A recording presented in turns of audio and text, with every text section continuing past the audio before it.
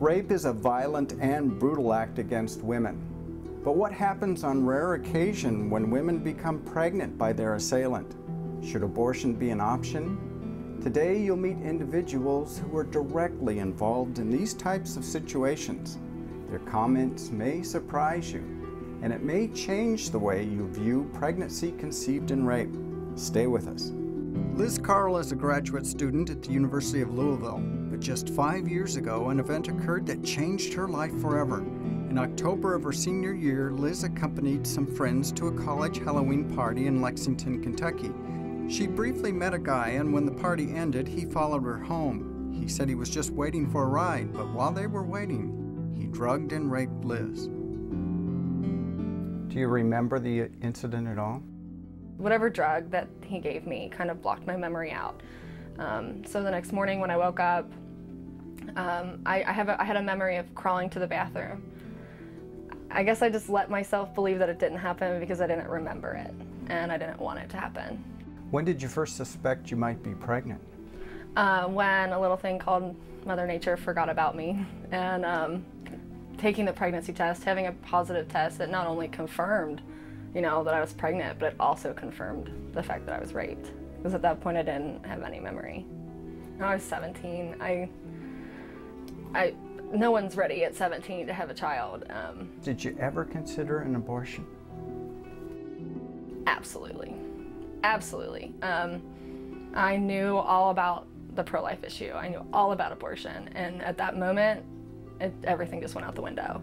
I had a problem, and I needed to fix it. Not a baby problem. And I definitely made an appointment to murder my own child. So what was it that changed your mind from having an abortion to not? I set my alarm one night. I was fully planning on getting up the next morning to go to the abortion clinic, and my alarm didn't go off. And I overslept, and I just never rescheduled it. I like to think that I never would have ever done it, that I was just so scared and so vulnerable that I felt like that was my only option. I don't know, I guess it just clicked. I knew it was right, and I had to do it. After choosing to not go through with an abortion, Liz decided to tell her sister Amy about the pregnancy on Thanksgiving Day. Amy was shocked, but encouraged Liz to tell their parents. It was devastating. I just, nobody wants their senior in high school daughter to tell them. Nobody wants to hear that their daughter is pregnant. And then much less to know on how it occurred. Was there any point where either one of you advised her to have an abortion? Absolutely not. Absolutely not. Never would that have ever. And I'm so thankful to God she did not make that choice. The pregnancy was extremely tough on Liz. She was able to finish school, but every day was a challenge. Even as her parents were pressing charges against the rapist, Liz was in denial about everything that was happening. Terry finally suggested Liz seek counseling. It was during these sessions Liz first considered the option of adoption. When did you first consider adoption? I wasn't a parent. There's just nothing. I was just so young. I wanted my son to have what I had growing up. So, a mom and a dad, stable household, and I couldn't guarantee that. I wanted her to do what was best for her. Had she decided to parent, we would have supported her in that. She had already gotten a scholarship offer. She'd always wanted to go away to school. There was just so many things. She just needed to weigh what was going to be best, not for her child, but was going to be best for her too. She had this agenda, and she used to say to me, Mom, I just feel like maybe God's asking this of me so that I can enable someone to be a family. And I thought, wow. And if that's her agenda, that's what she's thinking, then I'm not standing in her way for that. By making an adoption plan for her baby, Liz was able to give a loving couple the chance of becoming a family. The adoptive parents chose not to participate in this interview and asked to remain anonymous, but they're grateful and proud of the decision Liz made. They remained close to Liz during the pregnancy and were even at the hospital when she gave birth to a beautiful baby boy. Well, take me back to the day that you gave birth. It was a magical day. It was July 9th, now almost 5 years ago. It was a very medically perfect delivery, and it, all the emotions that come. I was just so happy. He was just the most beautiful thing I've ever seen.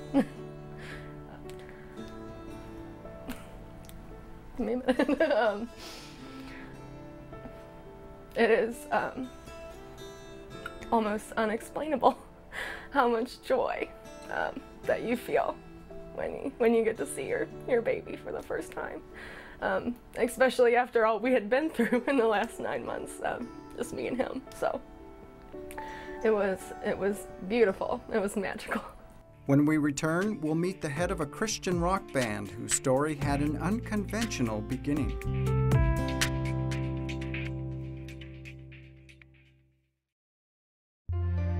Look around you. We're surrounded by people who courageously face difficult obstacles life has thrown in their paths. Tune in each week to meet people who show there are positive, godly solutions to tough, critical situations. This Emmy Award-winning show tackles challenging life issues such as abortion, stem cell research, and adoption, and shows every human life is valuable and precious. Join us for inspiring stories of people facing life head-on.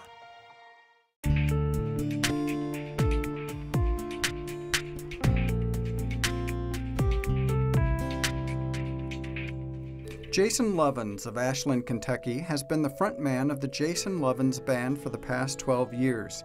His mother, Lisa, came from a typical Southern conservative family. She had no understanding of sex or rape at a young age, but all that changed when she was 15 years old. Jason, tell me about what happened to your mom when she was only 15 years old. When she was 15, she was raped walking home from the pool one day, and doesn't remember it. Months went on, and she was gaining weight, and people really never thought much about it, but my grandma noticed and even enrolled her in a weight loss program and went with her just so she would feel okay about herself, and still didn't understand what was going on. And my mom said one day she just realized something was just not right with her body, and she'll tell you she was very naive for 15, didn't understand anything about babies, and so she told my grandma, "I'm sick, I need to go to the doctor." And my grandma, being a pretty slick lady, still hadn't figured it out. And they went to the doctor, and he come out and said, well, she's pregnant. Was abortion ever a part of the conversation or equation? Not for my family, but my grandma also tells the story about a lot of people, giving her advice. Even godly people who love the Lord, who just said, you know what? In the case of rape, nobody would be upset with you if you allowed your 15-year-old daughter to have an abortion. It'll be okay. Nobody would think about it, and nobody would judge you for it. You're gonna, you should really think about that. And my grandma said she just remembers telling them, no, that's just not going to be an option for us. She said, I just knew at that point that the Lord had it figured out. He wasn't surprised by you, and He knew you were coming, and He knew that I'd keep you. Tell me about your childhood, Jason. I mean, I had it pretty good. Just, normal childhood.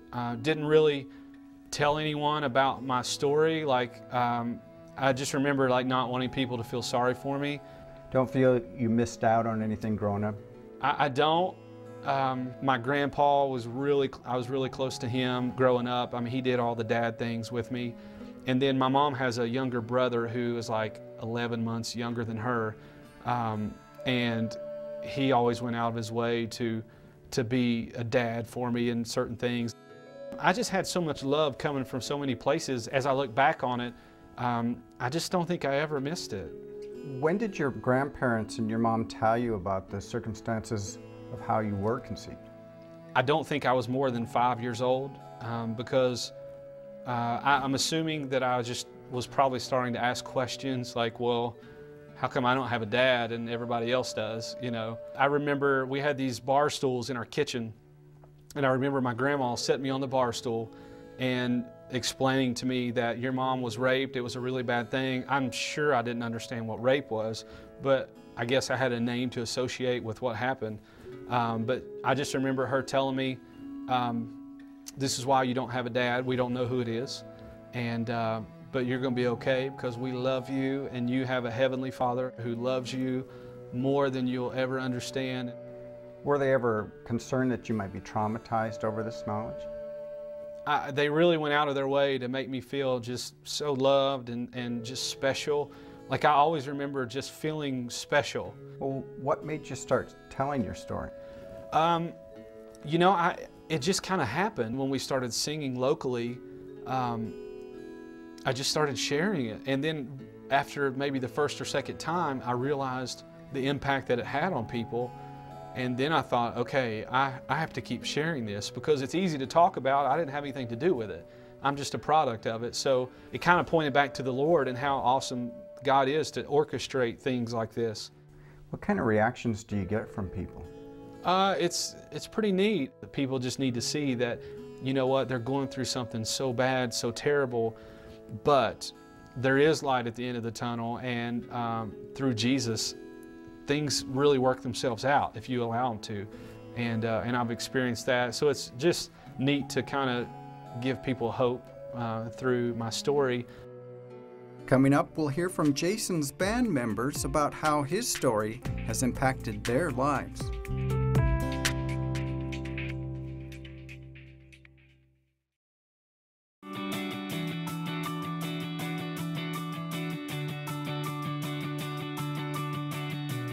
Whether you're a student needing answers, a parent needing help, or a concerned citizen wanting to make a difference, Life Issues Institute has the resources you need to put your values into action.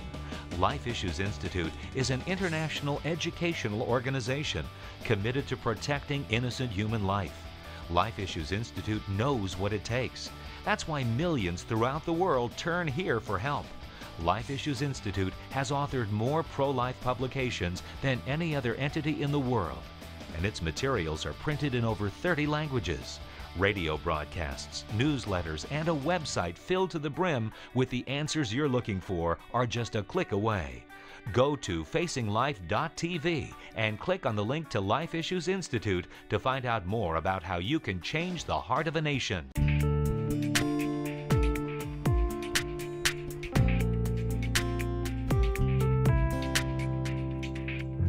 Currently, Jason and his band have recorded 2 albums and continue to play at churches throughout the country. Jason will continue to share his story, hoping it'll encourage, inspire, and change the hearts of his audience, just like it's impacted his bandmates. When you first heard Jason's story, how did that affect you? Well, it's funny. I've known Jason my whole life, and the first time I heard his story was actually the first gig I did with him, and I never knew. I mean, that's just how his family is. They just, you know, they never really wanted people to feel sorry for him. So, and I really like that about Jason, like how he, you know, isn't like having a pity party for himself. I remember crying, but the thing that really touched my heart, it was his grandmother's faith. You know, knowing that God was in control, and that you just have to trust God, and everything's gonna be okay. And that was the thing that really spoke to me, like, man, like, what a faith. Has this impacted the way any of you guys have looked at abortion when it comes to rape? It absolutely completely changed my mindset when it comes to that, because... What was your mindset before? Well, I was skeptical, or I was just like, well, case by case, you know, I don't know, when I heard this story, it just clicked in my head. I've always been pro-life. I've just always understood that God's had a purpose for everybody. Every human being has a purpose in life, and He's allowed it for a reason. It's a lot more sensitive of a subject for me now, because I know somebody, you know, that's close to me. Jason's a great friend. I would consider him one of my brothers, one of my best friends. Would you say that Jason put a face on that question of rape and abortion? I would say absolutely, yes. When you see Jason give his story during concerts, what kind of reactions have you seen from the people in the audience? We get a lot of people will come to Jason or to us crying, and they say, man, I used to believe in an abortion, and this story just is changing my mind and my heart about it. It's been 5 years since Liz gave birth, and her relationship with her birth son couldn't be better. As a result of an open adoption, Liz and her family get to spend a great deal of time with him and the adoptive parents. They've become a part of the family, and Liz couldn't imagine their lives without them. You know, like we do Christmases and we've gone on vacation together, and yeah, it's very open, more open than I would say most open adoptions. He has inspired me to be everything that I want to be. I mean, obviously he's changed her forever, because once you're a mother, you're always a mother. In what ways? Good, bad? Good. I mean, yeah, very good, all of them, but I think she looks at life differently, probably for the better. And I think, I mean, there's no love like a mother's love. One of the reasons people argue for abortion in cases of rape is the children will be traumatized by the knowledge of how they were conceived. While Liz does worry about how her birth son will react when he finds out, she's confident his parents will make sure he knows he's cherished and loved. I don't think it's going to be a problem. I know plenty of people who were in the same shoes as him, and they're still valuable, beautiful people. You know, I can't look around the room and see who was conceived with wine and roses and who was conceived on the street corner. You can't tell. You know, we're all human beings. We all have value, and I know that he'll see that. The argument we hear from people when a pregnancy occurs as a result of rape is that this will torment the woman forever if she chooses to go through with the pregnancy. What do you say to all of that? Well, I mean, she'll be the first to tell you she looks at that child and sees nothing but love. And I know she says that in her speeches, and I believe there's statistics that say that nobody that's been raped and kept their baby has regretted it, but at least the majority, if not all, have regretted aborting. When I look at him, I've never seen anything but the love of my life, you know, this beautiful baby that I love so much. I've never looked at him and thought of anything else. You know, some well-meaning people feel that abortion should be allowed in the case of rape. What do you say to them? I think that an abortion is the worst thing in the world for a rape victim. People do say that an abortion is like a second rape. It's the re-victimization of the victim, and that's never good. I believe that life begins at conception. Doesn't matter how that life was conceived. So if I believe that, then there would be nothing that could justify terminating that life. Jason, why is it that people of genuine faith in their hearts feel abortion is okay for the case of rape? You know, rape is just this terrible, terrible thing. And there's that thing of just the unknown, of not really knowing what's going to happen. Do you think maybe it's compassion and concern on part of the women? I think so, and that's understandable. I mean, as I said, even as a kid, I remember really struggling with this terrible thing that happened to my mom. Like, I wouldn't want her to have to go through that. But then I thought, okay, I wouldn't be here otherwise. So, you know, beauty comes from ashes. You hear all these things, and in my situation, the Lord knew, and I'm thankful that I came through the family that I came through. In a moment, we'll hear Liz and Jason's advice for women who may find themselves pregnant as a result of rape.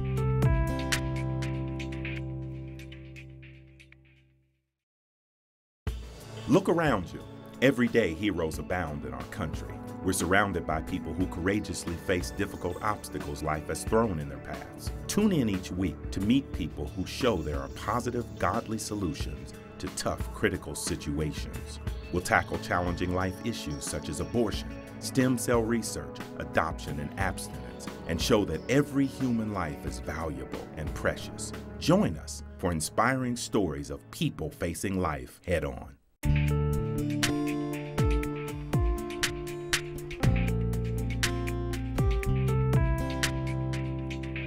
Like Jason, Liz Carl has slowly begun sharing her story of becoming pregnant by rape and has seen the impact of her message. Liz's experience motivated her to study psychology, and one day she hopes to counsel women in the areas of crisis pregnancy, adoption, or rape. She knows her story can give hope to other women. She also wants to spread the message that pregnancy by rape can result in happiness and love. What impact have you had on people when you told your story? I hope a lot.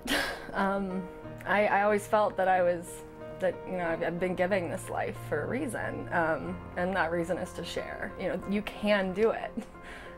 People tell me all the time, you're so strong. You're so strong for doing that. And I'm like, thank you, but all women are strong, and all women are strong enough to love their child enough to give them life. Liz, what do you say to the young girl who may be in the same boat that you were in at that time? It's gonna be okay. For a long time I didn't think it was gonna be, but it is. It's just another part of your story, and it shouldn't affect who